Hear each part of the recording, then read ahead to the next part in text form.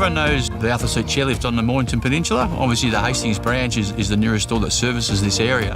When I found out that the George Rydell Construction Company had won the job to rebuild the station's top and bottom, I wanted Bowens involved from the start to supply every stick of timber that could be supplied to it. We've worked with Bowens quite a lot over the years. Worked with Danny Lamb, he's helped us out a lot on other projects. So we get him involved, especially when there's a lot of carpentry aspects. Because of the nature of the job, it's a high bell rated area, so the timbers used had to meet those bell ratings. Spotted gum was used for the decking and the handrails. The boards also come down the side of the decks. The concern with the 2 to 3 mil gap in those vertical sub-deck boards was that it's insufficient room for the decking to expand and contract. They would expand, hit each other, cause cupping, twisting, and even break screws. Adam was aware of it, but he was confined by the specification. That's where we felt we needed to go back and find a better solution which is going to satisfy the architect and the building surveyor.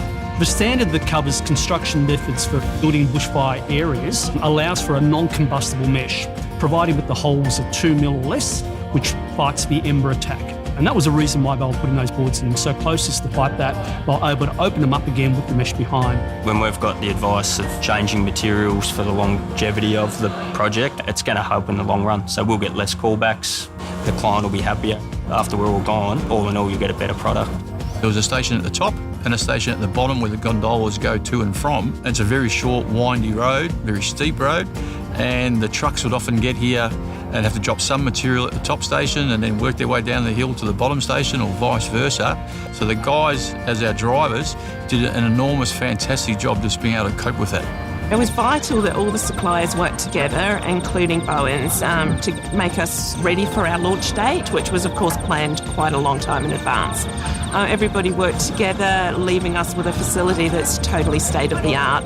It's in everyone's best interest to work together and get them done. So when we've got the confidence to ring up and get materials on site as quick as possible, that's a big advantage for us. Being a unique job that everyone knows about, I really wanted to see Bowens do the jobs that mean something to the community and to the public and to the Victorian tourism down here.